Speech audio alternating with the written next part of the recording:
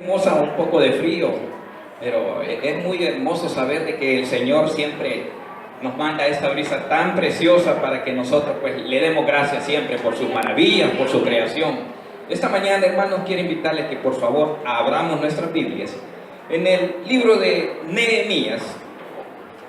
A la altura del capítulo 2 tenemos la reflexión para este día domingo.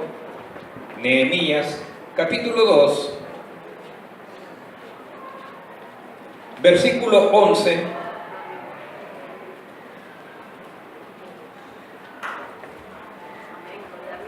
libro de Nehemías, capítulo 2, versículo 11 en adelante. Dé un amén cuando lo tenga. Y la palabra del Señor dice de la manera siguiente: Llegué pues a Jerusalén, y después de estar ahí 3 días, me levanté de noche, yo y unos pocos varones conmigo, y no declaré a hombre alguno lo que Dios había puesto en mi corazón que hiciese en Jerusalén, ni había cabalgadura conmigo, excepto la única en que yo cabalgaba. Y salí de noche por la puerta del valle hacia la fuente del dragón y a la puerta del muladar, y observé los muros de Jerusalén que estaban derribados y sus puertas que estaban consumidas por el fuego. Y pasé luego a la puerta de la fuente y al estanque del rey, pero no había lugar por donde pasase la cabalgadura en que iba. Y subí de noche por el torrente y observé el muro, y di la vuelta y entré por la puerta del valle y me volví.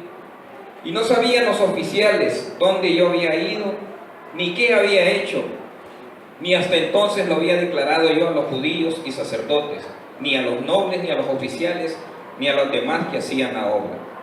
Les dije pues: vosotros veis el mal en que estamos, que Jerusalén está desierta y sus puertas consumidas por el fuego. Venid y edifiquemos el muro de Jerusalén y no estemos más en oprobio. Amén. Puede tomar su asiento, hermano.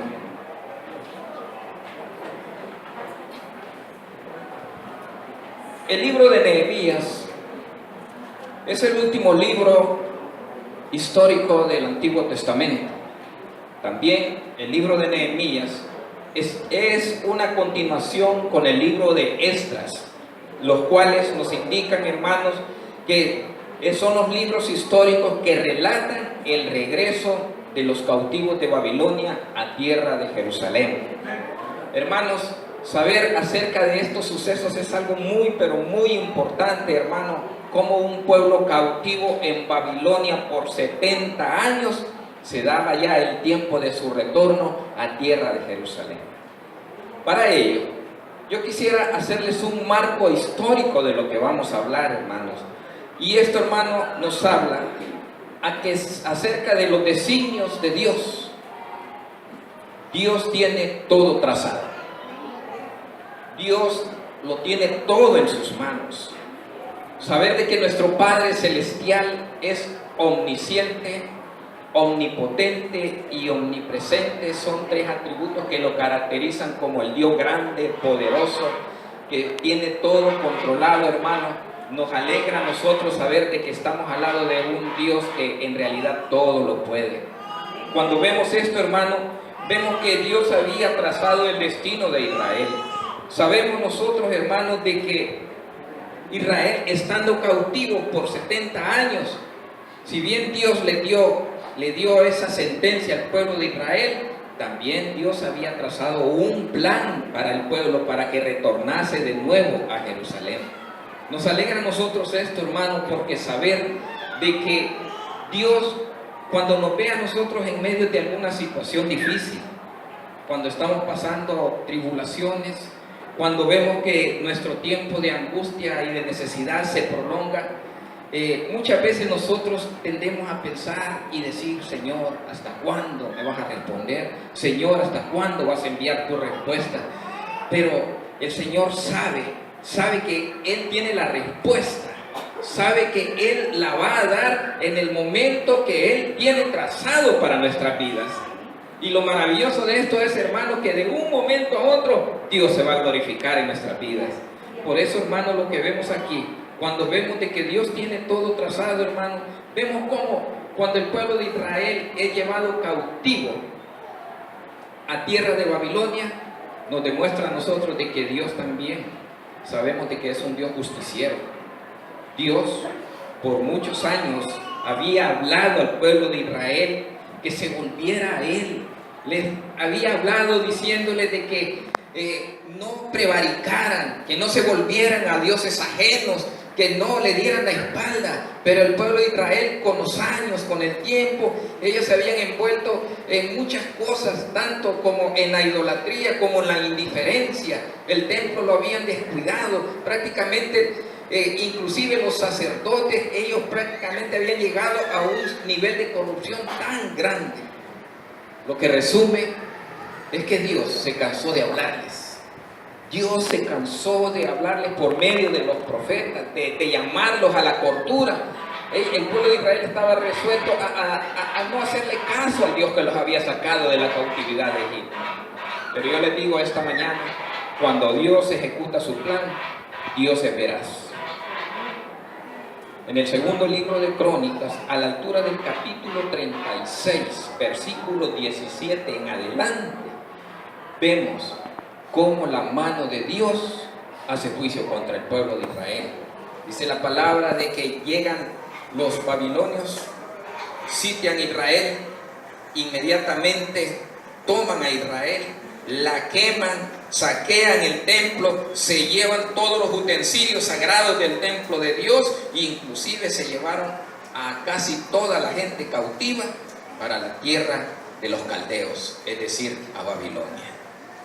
Hermanos, cuando vemos aquí esto, hermano, nosotros nos ponemos a pensar de que Dios es un Dios de palabra. Si bien ejecuta su palabra para bendecirnos, también ejecuta su palabra para corregirnos.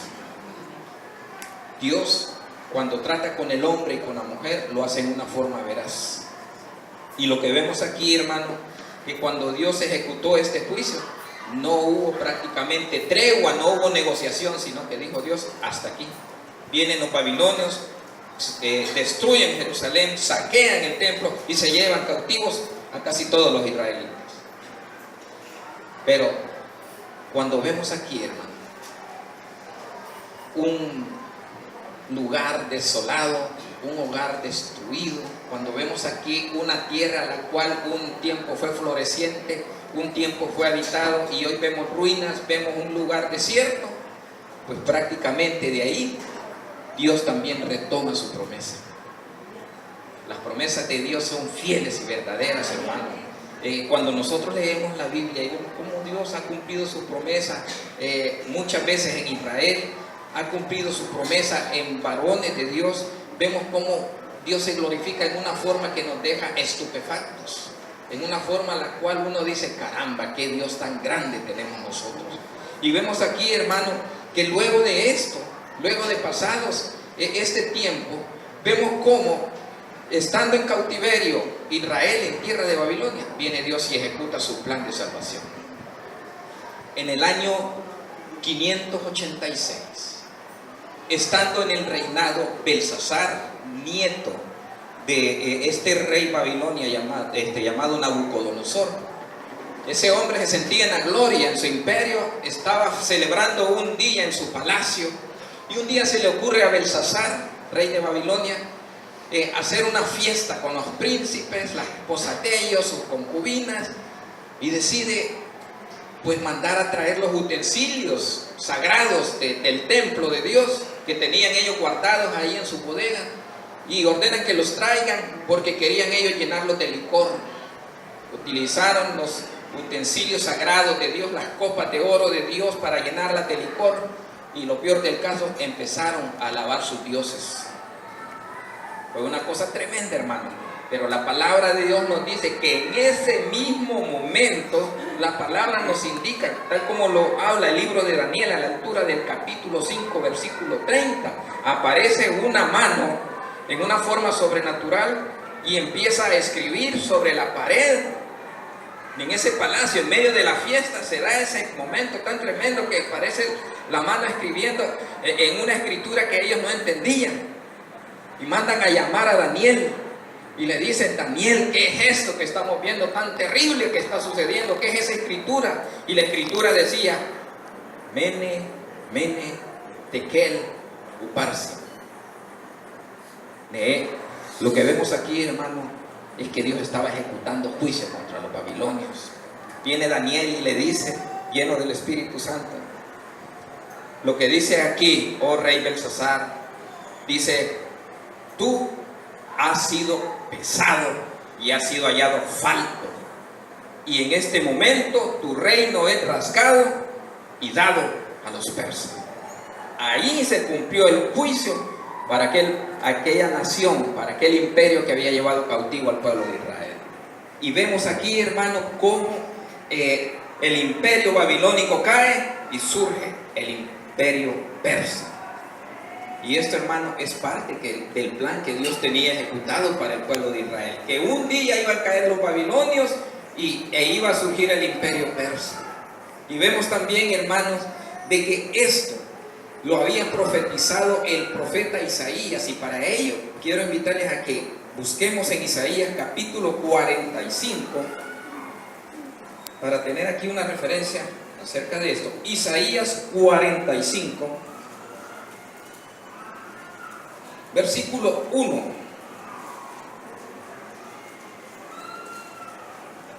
¿Lo tiene, hermano? Dice la palabra: así dice Jehová a su ungido, a Ciro, al cual tomé yo por su mano derecha para sujetar naciones delante de él y desatar lomos de reyes, para abrir delante de él puertas, y las puertas no se cerrarán. Retrocedamos el capítulo 44, versículo 28, ahí mismo. Dice, que dice de Ciro: es mi pastor y cumplirá todo lo que yo quiero, al decir: a Jerusalén serás edificada y al templo serás fundada.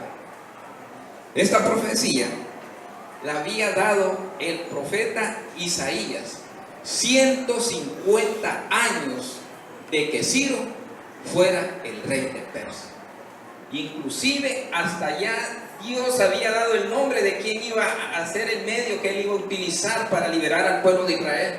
Puede ver usted qué maravilloso es Dios, que da hasta el nombre de quién los iba a sacar 150 años antes. Hermanos, la palabra nos deja sorprendidos saber de que tenemos un Dios tan grande, tan maravilloso, que había declarado quién los iba a liberar 150 años en su cautividad, hermano. Y esto nos indica, hermano, de que partiendo de aquí, el cumplimiento de la promesa se ejecuta. Estando ya Ciro, rey de Persia, da este decreto y podemos verlo. Vamos al libro de Esdras, regresamos de nuevo a Nehemías y retrocedemos un libro. Espíritu de Ciro, rey de Persia, el cual hizo pregonar de palabra y también por escrito por todo su reino, diciendo: así ha dicho Ciro, rey de Persia: Jehová, el Dios de los cielos, me ha dado todos los reinos de la tierra y me ha mandado que le edifique casa en Jerusalén, que está en Judá. Quien haya entre vosotros de su pueblo, sea Dios con él y suba a Jerusalén, que está en Judá, y edifique la casa a Jehová, Dios de Israel. Él es el Dios, la cual está en Jerusalén. Y a todo el que haya quedado en cualquier lugar donde more, ayúdenle los hombres de su lugar con plata, oro, bienes, ganados, y además de ofrendas voluntarias para la casa de Dios, la cual está en Jerusalén. ¿Puede ver usted, hermano, el cumplimiento de esta profecía? Cómo Ciro decreta que Dios había tocado su corazón. Ciro, que no era un judío, Ciro, que no era hebreo, Dios había tocado su corazón y había dicho que cualquiera que fuere, que tenga el deseo de ir a Jerusalén a edificar casa para Dios, puede ir. Estaba diciendo que Dios le había hablado a él y que era necesario que edificase casa para Dios. Cuando Dios nos responde, a veces nosotros no sabemos dónde y cómo va a venir la respuesta. Pero lo que sí sabemos es que esa respuesta viene de Dios. La respuesta no es algo que va a venir por casualidad o por algún suceso dado por un fenómeno, no, hermano. Toda situación la cual involucra a los hijos de Dios para que Dios nos mande una respuesta es porque Él ya ha movido todas sus piezas, y puede ser que utilice su jefe, puede utilizar alguna otra persona para que esa persona le dé la respuesta a usted. Estaba esperando, hermano, y por eso nosotros no podemos decir, la respuesta va a venir de fulano o de fulano. No, hermano, sabemos que la respuesta viene primero de Dios. Amén. Y cuando vemos aquí, hermano, cómo Ciro, rey de Persia, fue el medio que Dios utilizó para que Israel regresase de la cautividad de 70 años en Babilonia. Vemos aquí, hermano, que partiendo del año 538, fue que Ciro dio este decreto, el pueblo de Israel regresa a Jerusalén dividido en 3 contingentes. Cuando hablamos de contingentes, estamos hablando de grupos de personas. El primer grupo de personas fue guiado por Zorobabel, un líder pues que tiene mucho de qué hablar de él, y llegaron a Jerusalén y empezaron primeramente a edificar lo que era el templo de Dios. Fue prácticamente una hazaña muy valerosa, una hazaña muy histórica, llegar a reconstruir en medio de los escombros el templo de Dios. Como Dios, y empieza pues, prácticamente una serie de hechos relevantes.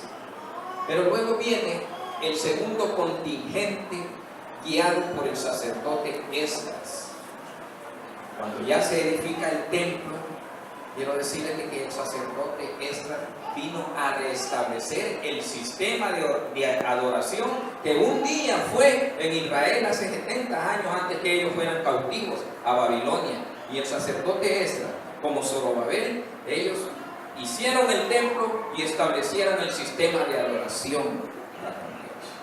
Pero precisamente, hermano, vamos a ver quién dirigía el tercer contingente que iba rumbo a Israel. ¿Quiere ver conmigo el capítulo 1, versículo 1 al 3 de Nehemías? Aquí encontramos, hermano, a la persona que iba a guiar el tercer y último contingente a la tierra de Israel. Capítulo 1, verso 1 al 3 dice: palabra de Nehemías, hijo de Acalías. Aconteció en el mes de Kisleu, en el año 20, estando yo en Susa, capital del reino, que vino Hanani, uno de mis hermanos, con algunos varones de Judá, y les pregunté por los judíos que habían escapado, que habían quedado de la cautividad, y por Jerusalén. Y me dijeron: el remanente, los que quedaron en la cautividad allí en la provincia, están en gran mal y afrenta, y el muro de Jerusalén derribado, y las puertas quemadas a fuego. Cuando oí estas palabras, me senté y lloré, e hice duelo por algunos días, y ayuné y oré delante del Dios de los cielos. Dice el capítulo 2 de Nehemías de que él era el copero del rey. Ser el copero del rey, hermanos, para ese entonces era un gran privilegio, porque era el que estaba cerca del rey, el que probaba el vino, los alimentos del rey. Era un sistema del cual era un medio en el cual ellos se sentían seguros por si había alguien que quería darle veneno, quería ponerles algún veneno para que se murieran en los alimentos. Los reyes siempre, por la duda, dicen, ¿verdad? Siempre mantenían un copero, el que probaba tanto el licor que ellos tomaban, el vino que ellos tomaban, así como los alimentos. Eso indicaba de que él ocupaba un lugar prominente en la tierra de Persia. Entonces Nehemías, podemos decir de que era un hombre que no estaba en una situación económica escasa, no estaba en un nivel social bajo, sino que se encontraba en una situación, podemos decir, normal, no sentía necesidad, Pero quiero decirle de que era un judío, un hombre que tenía pegado su corazón en su tierra natal, la cual era Jerusalén. Y dice el capítulo 1 que al recibir información de Nehemías de todo lo que estaba pasando en ese momento allá en tierra de Israel, dice la palabra de que había mucho más que hacer. Se había terminado el templo, es cierto, pero había mucho más que hacer. Por eso le dijeron que las puertas estaban quemadas, los muros estaban caídos. ¿Y cómo era eso de que estaba el templo edificado en medio de escombros? Era una cosa en la cual tenía que hacerse algo. La ciudad tenía que completarse. Si ya estaba en el corazón lo que era el templo, tenía que completarse todo lo que era el sistema de reconstrucción de la ciudad de Jerusalén. Soy aquel que puedo cambiar tu vida. Qué hermoso es, hermano, saber de que cuando Dios despierta el corazón del hombre y de la mujer, en realidad lo hace con un propósito. Si bien Dios le despertó un sentir a Nehemías, el propósito era reconstruir los muros de Jerusalén. Y eso, hermano, es algo que me hace recordar cómo también en el Nuevo Testamento, cuando Jesús estaba eligiendo a sus discípulos, un día se acercó por el camino y encontró a un recaudador de impuestos llamado Leví, Mateo. Mateo era un hombre que por su oficio, que era recaudador de impuestos, le iba bien, porque él estaba recaudando los impuestos de Israel para mandarlos a Roma. Pero al igual que Zaqueo, Leví, pues él tomaba, se servía de los impuestos, se servía para su bolsa. El hombre no le faltaba nada. Pero cuando vemos que Jesús pasa por el camino y lo llama y le dice: Leví, Mateo, sígueme. Bien, Mateo no lo pensó dos veces. Dejó ahí su despacho contable, dejó su contómetro, dejó todo, su balance, y dije: yo me voy con el Señor, porque Él me llama. Qué hermoso es, hermano, de que este hombre nos puso a pensar: ay, es que mi dinero, es que ¿qué voy a hacer? No, yo me voy detrás del Señor porque Él me llama. Y así, hermano, es lo hermoso que pasa en nuestras vidas cuando el Señor nos llama. Y usted puede ver, aquí estamos, hermano. Un día nos llamó a unos 30 años, a otros hace 40 años, a otros hace poquito los ha llamado, y aquí estamos, hermano, dándole la gloria al Señor, porque Él nos ama, nos ha llamado para cuidarnos, para bendecirnos. Así, hermano, Dios despertó el sentir de este hombre llamado Nehemías, el cual era reconstruir los muros de Jerusalén. Hoy hablaremos, hermano, de tres factores importantes con el cual Nehemías tuvo prácticamente de que enfrentar cuando ya estuvo en Jerusalén a la hora de edificar los muros. ¿Quiere ver conmigo el capítulo 3 de Nehemías, versículo 1? Capítulo 3, versículo 1 dice: ya estando Nehemías en Jerusalén, ya estando por iniciar la obra, dice el versículo 1: entonces se levantó el sumo sacerdote Eliasib con sus hermanos los sacerdotes y edificaron la puerta de las ovejas. Ellos arreglaron y levantaron sus puertas hasta la torre de Amea y edificaron hasta la torre de Hananeel. ¿Qué es lo que vemos aquí, hermano? Que el primer factor importante con el cual se topó Nehemías fue que primero reconstruyeron las puertas de Jerusalén. Hermanos, las puertas nos indican muchas cosas.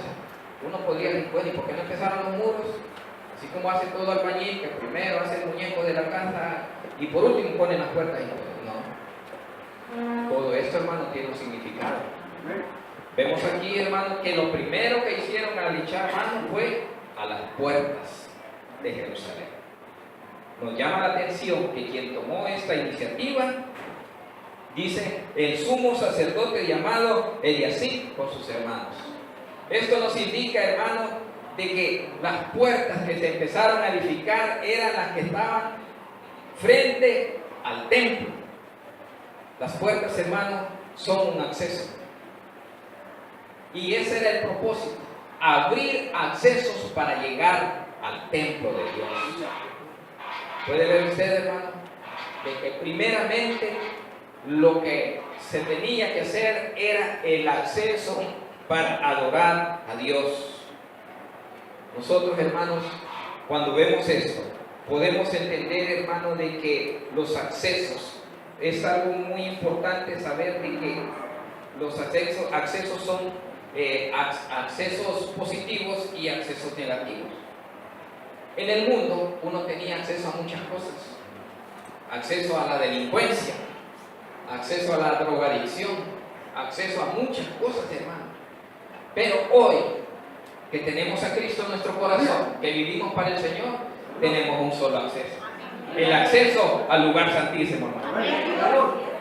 Que las puertas de nuestro corazón permanezcan siempre abiertas para el Señor.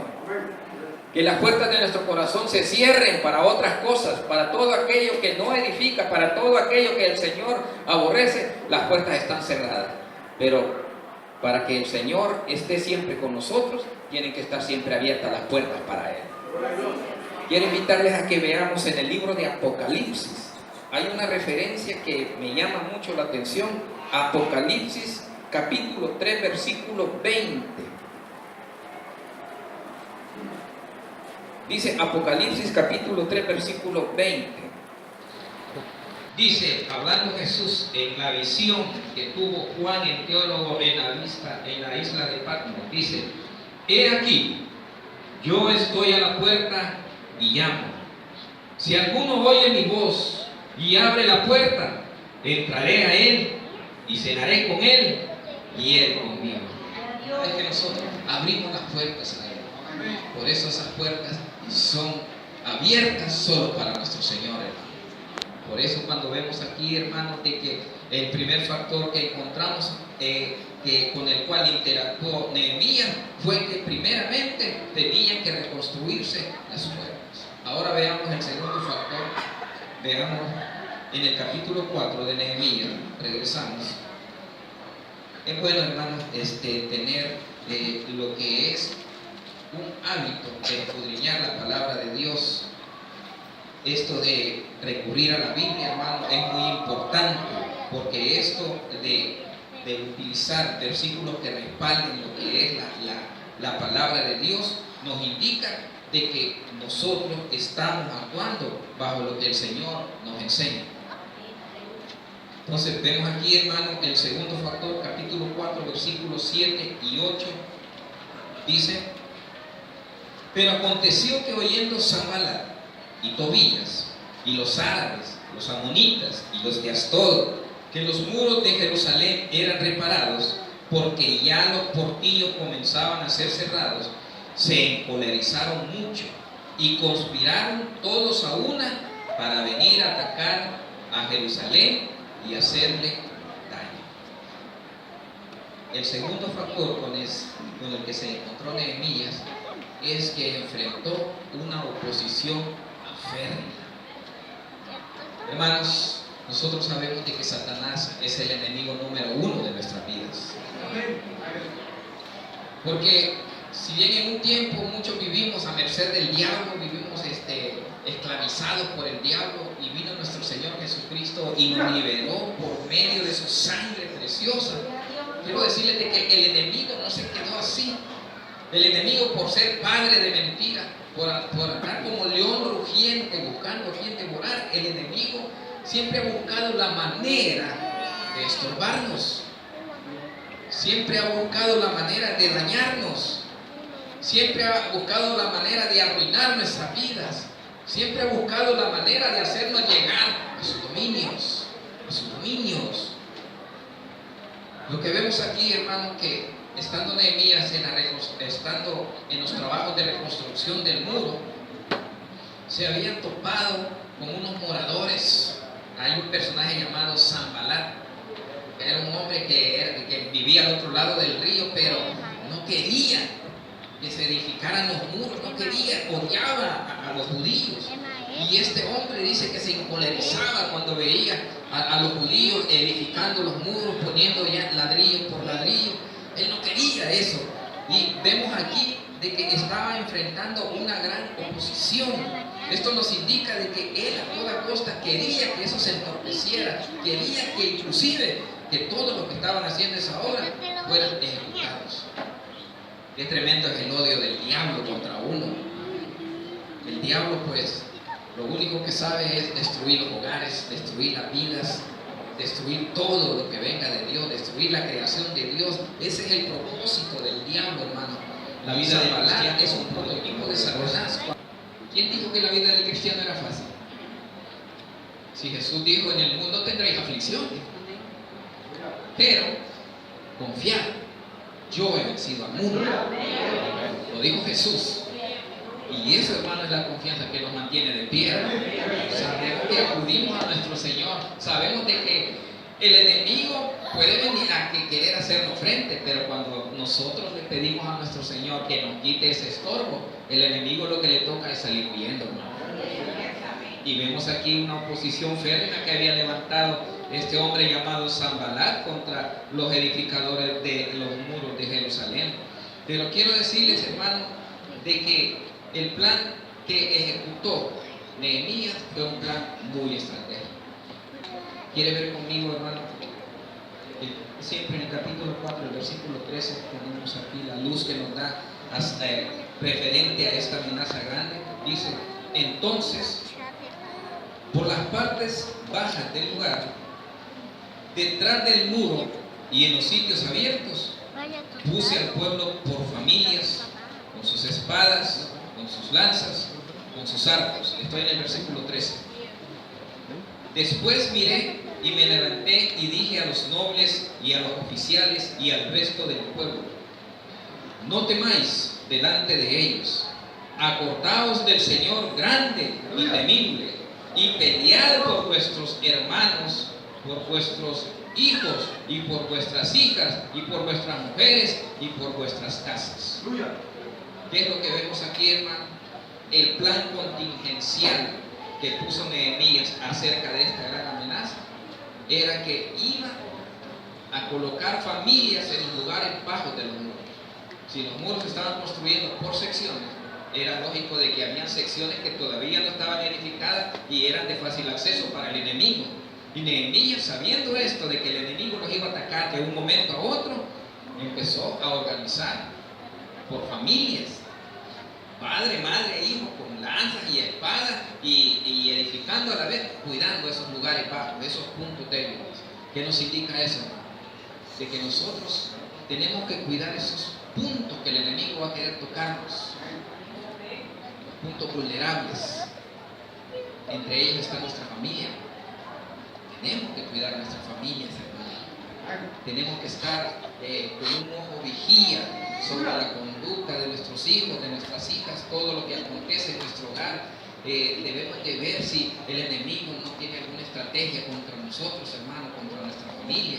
Es muy importante de que debemos de ponernos a pensar siempre cómo el enemigo podría estar minando nuestras vidas en lo que nosotros nos estamos descuidando. Por eso Dios nos llama a que nos mantengamos siempre alertas, hermano. Debemos de mantener una vida como cristianos, sí, pero cristianos despiertos, no cristianos acomodados, sino que el Señor quiere que seamos personas despiertas, tanto para la palabra como para lo que el enemigo quiere hacer. Hay muchas cosas muy tremendas que el enemigo utiliza. El enemigo es padre de mentira. Y en una ocasión se ha hablado acerca de que una de las estrategias que muchas veces le ha dado resultado al diablo son aquellas estrategias de levantar falsas doctrinas, falsas enseñanzas. Mucha gente ha sido arrastrada por la falsa doctrina, por las falsas enseñanzas y han sucumbido prácticamente a merced del diablo, porque cuando la gente ya se va detrás de la falsa doctrina, con lo que se encuentra es confusión. Y después de la confusión, ¿qué es lo que viene? La desilusión. Y me dicen, ¿por qué me fui? ¿Por qué hice esto? ¿Por qué abracé yo esto? Sabiendo de que había palabra de Dios en la iglesia, sabiendo de que había sana doctrina, sabiendo de que el Señor nos llamaba siempre que estuviéramos alerta. ¿Y cómo vine a caer en esto? cristianos dicen eso cuando ya están en lo peor, cuando ya prácticamente han visto que se han ido tras las mentiras del diablo. Por eso la palabra de Dios debe ser siempre consultada por nosotros. Debemos de tener siempre palabra de Dios en nuestro corazón. Y qué hermoso es que cuando estamos aquí presentes es porque tenemos sed de la palabra de Dios, es porque tenemos sed de ser edificados, de ser personas con un crecimiento espiritual, para que nadie nos venga a engañar con sutileza, para que nadie nos venga a arrastrar a esa falsa doctrina. Por eso nosotros estamos bien cimentados en la palabra de Dios. Yo le felicito esta mañana de domingo que usted está haciendo un esfuerzo por estar aquí, porque veo el deseo que tiene de edificar su vida, de llenar su corazón con la palabra de Dios. Ahora bien, veamos el tercer y último factor, siempre en el capítulo 4, el versículo 14. Ya lo había leído, pero quiero repetirlo nuevamente. Dice: después miré y me levanté y dije a los nobles y a los oficiales y al resto del pueblo: no temáis delante de ellos, acordaos del Señor, grande y temible, y pelead por vuestros hermanos, por vuestros hijos, por vuestras hijas, por vuestras mujeres y por vuestra casa. Aquí hay una palabra que yo quiero analizar. Dice: no temáis. El tercer factor importante con el cual luchó este hombre llamado Nehemías es contra el desánimo. El desánimo, hermano, es algo que es muy común en la vida del hombre y de la mujer. ¿Cómo surge el desánimo? El desánimo muchas veces resulta por alguna necesidad, por algún problema repentino, por alguna situación que estemos pasando y vemos que se pone muy difícil pasar los días. Muchas veces viene sobre nosotros el desánimo. Pero quiero decirles de que esta condición en la cual se encontraba el pueblo de Israel venía por dos factores. Primeramente, porque había mucho trabajo, había muchos escombros que remover. Dice la palabra que todo era escombros. Tenían que remover los escombros para poder edificar nuevamente el mundo. Y eso no era trabajo fácil, hermano. Hoy en la actualidad hay grandes maquinarias, hay bulldozers, hay palas mecánicas, hay tractores gigantes que mueven escombros bien fácilmente y solo un hombre lo maneja. Tranquilo, pero antes, hermano, pero quiero decir que ni palas existían. La gente a pura mano recogía las grandes piedras y las iba a tirar a otro lado. Una labor difícil que tenía el pueblo de Israel, remover los escombros. Y hubo un momento en el cual los de la tribu de Judá le habían dicho a Nehemías: ya no aguantamos, hay mucho escombro, estamos cansados. Y sobre todo eso venía la amenaza de Sanballat, el cansancio y la amenaza, lo que había provocado en ellos es desánimo. Le digo en esta mañana, hermano, no se desanime. Si algunas veces afrontamos esas situaciones difíciles y sentimos un poco de desánimo, y sentimos un poco cabizbajos, quiero decirles, animémonos en el Señor, fortalezcámonos en el Señor, sigamos adelante, que el Señor nos va a sacar de todo problema, de toda situación. No vamos a hacer nosotros por nuestra propia fuerza. Usted puede ver de que ellos se sentían desanimados, se sentían cansados porque físicamente lo estaban experimentando. Pero espiritualmente quiero decirles, hermanos, de que el Señor es nuestra fortaleza. Yo finalizo esta mañana invitándoles a que nos vayamos al libro de Isaías. A la altura del capítulo 40 está la respuesta a ese estado de ánimo. Capítulo 40, verso 29 del profeta Isaías. Dice, hablando de Dios: Él da esfuerzo al cansado y multiplica las fuerzas al que no tiene ninguna. Los muchachos se fatigan y se cansan, los jóvenes flaquean y caen, pero los que esperan a Jehová tendrán nuevas fuerzas, levantarán alas como las águilas, correrán y no se cansarán, caminarán y no se fatigarán. Y nosotros nos fortalecemos en la palabra del Señor, hermano. Así que, tal como lo dice el profeta Isaías en el capítulo 40, verso 29, sintámonos nosotros reanimados en el Señor. Perseveremos, perseveremos. Si usted está pasando alguna situación, alguna necesidad, no deje de asistir a la iglesia, hermano. No deje de buscar al Señor, y va a ver cómo el Señor le va a responder, y en el gloria le va a responder.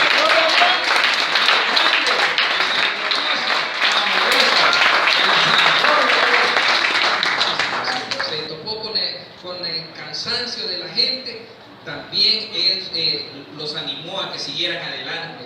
También Él se preocupó de que las puertas de los muros fueran abiertas primeramente, porque es algo muy importante sobre todo esto, que mantengamos siempre las puertas de nuestro corazón abiertas para el Señor solamente.